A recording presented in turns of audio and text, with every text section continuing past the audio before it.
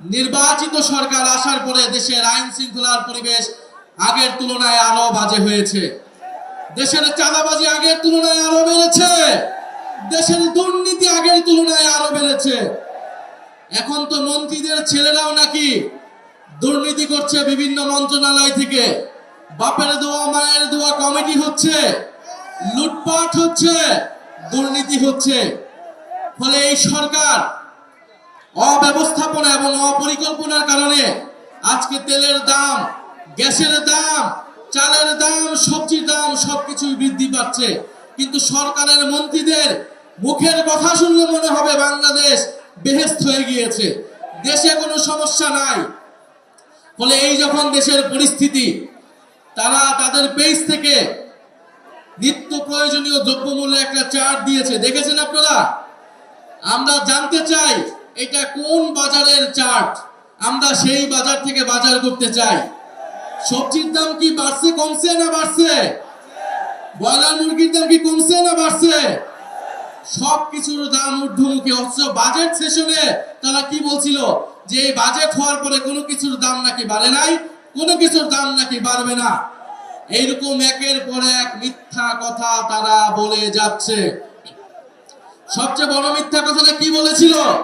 নির্বাচনের সময় বলেছিল গণভোটে আপনারা হ্যাঁ ভোট দিন, জুলাই সনদ আপনারা বাস্তবায়ন করুন।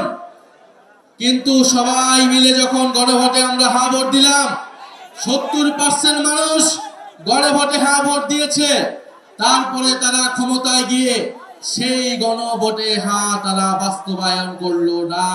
2001 থেকে 6 এর ঘটনা জানি, লোডশেডিং কিভাবে হয়েছিল, কিভাবে খাম্বা ছিল কিন্তু বিদ্যুৎ ছিল না।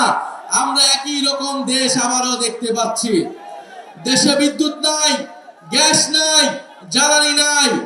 গ্যাসের দাম বাড়ানো হয়েছে, তেলের দাম বাড়ানো হয়েছে, ভুতুরে বিল আসছে। বিদ্যুৎ একদিকে নাই, অন্যদিকে ভুতুরে বিল আসছে সকলের বাসায়। এই হচ্ছে দেশের পরিস্থিতি।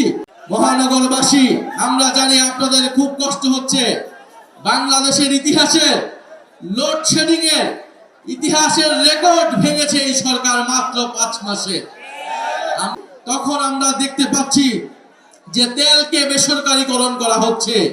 একটা বেসরকারি কোম্পানির হাতে দেশের তেলের নিয়ন্ত্রণ, বাজারজাত, আমদানি সবকিছু তড়িঘড়ি করে তুলে দেওয়া হচ্ছে, পায়তারা করা হচ্ছে। ফলে এই সরকার জনগণের সরকার না, এই সরকার হচ্ছে বড় বড় দুর্নীতি মাফিয়া ব্যবসায়ীদের সরকারে পরিণত হয়েছে।